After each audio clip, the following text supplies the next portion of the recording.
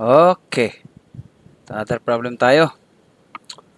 Problem 23. A flywheel with a radius of 0.3 meters starts from rest and accelerates with a constant angular acceleration of 0.6. Compute the magnitude of the tangential acceleration, the radial acceleration, and the resultant acceleration of a point on its rim. Okay. So, letter A, letter B, at saka letter C. So, tag-tatlo-tatlo every letter. Aba, balisyam to. Diba? Ang dami. Wagas. Anyway, ano yung pinagsasabi niya? May radius na 0.3. Lagay na muna natin yun. Bali, may radius na 0.3. 0.3 ano? 0.3 meters. Tapos, mayroon siyang acceleration. May radial acceleration, that's alpha z, which is equal to 0.6 radians per second squared. 0.6 radian per second squared. Okay, after that, yun, compute na yung tangential acceleration. So, punta tayo sa formula. Tangential is, ito siguro yung pinakamadali, yung r times alpha or AC. Ay, multiply lang to. So, therefore, your A tangential acceleration is r 0.3 meters times 0.6 radians per second squared. Dali-dali niyan, sir. So, magantay kayo sa quiz. Madali lang naman yung quiz. 0.3 times 0.6. So, you have 0.18. 0.180. 0.180 matatanggal yung unit ng radians, so meters per second squared. Yun yung A tangential. Constant. Okay. Sa formula, let's go back. Yung A radial naman is omega squared R. A radial is omega squared R. Now, at start, of course, at rest pa siya sa simula, yung meron kang acceleration pero wala ka pang velocity. Wala ka pa nito. So therefore, at rest siya, ito is magsi-zero. So therefore, yung A-rad mo is 0. Diba? Meron kang R pero wala kang omega. Sir, pwede ba yun, sir? May acceleration pero walang velocity. Oo, tulad ng magtapon kang pataas, di ba? Tulad ng mga problem natin na tinatapon sa taas. Pag dating sa pinakamataas na bahagi, nagtatagalog ako ha, I don't know why am I speaking in Tagalog. Pag when you reach the highest point, usually the acceleration is still the same and that is going down, but yet you can see that it stops at the highest peak and then it will fall down. So that's my answer. You have an acceleration but you don't have a velocity, just like this. At first, you have an acceleration but it will still gain its velocity. At start, it will really have 0. So therefore, your A rad is 0. So that is your letter A. Ako lang pa, your A linear, yung A linear, yung tawag niya dito sa linear acceleration, resultant acceleration. Let's say net. Resultant. Net na lang, net. A net is of course your A tan squared plus your A radial squared. Of course, wala to siya. So therefore, 180 lang siya. Meters per second squared. Letter B. Letter B, you have after it has turned 60 degrees. So, nakapag-turn ka ng 60 degrees. So, therefore, that is your theta. Theta now is it turned into 60 degrees. So, dito tayo sa omega. Omega equation, let's say equation equation 4 ng kinematics. Theta minus theta O, of course, starting from 0, so this will be 60 degrees, ay umikot na siya ng omega plus omega O all over 2 times time. Meron ka bang time? Ano yun? Turn 60 degrees. So, wala. So, wag to. Dun sa isa. Omega squared is equal to omega O squared plus 2 acceleration theta minus theta O. Yan. I think meron ito. Tapos, umikot na siya. Yung simula niya ay nag-start siya sa 0. Tulad ng kanina. Wala siyang simula na radial velocity.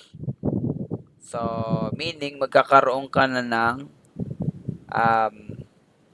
omega squared, which is 2 times your acceleration, 0.6 radian per second squared, at saka mag-ikot siya ng 60 degrees.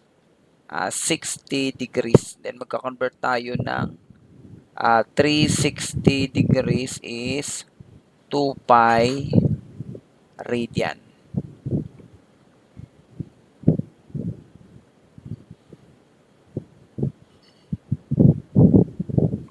Tumalik. Okay. Radian squared, second squared. Okay. And then, i-square root mo yun, mayroon kang radians per second. Okay. So, cancel yung degrees. Okay, but anyway, yun yung omega squared ko. Pero hindi naman yung tinatanong, A tangential naman. So, yung A tangential, but anyway, sakasakali, computing ko na, 2 times 0.6 times 60 times 2 pi divided by 360. So, yung lalabas dyan ay 1.257. Shift store A.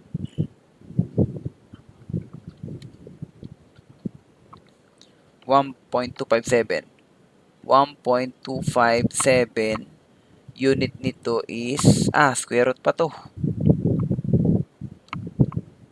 Square root of alpha A. Sa 1.12.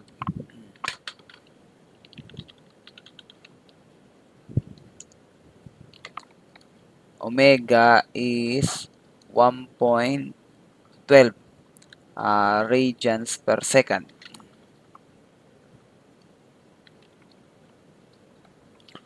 So, A tangential is tangential from the formula, that would be R times A.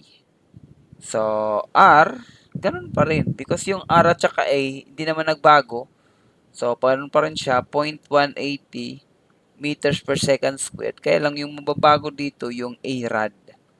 Yung A rad natin is omega squared R. So, hindi ko na kailangan pala i-squared to. Ito na. Ito na siya. Yung kanina. Yung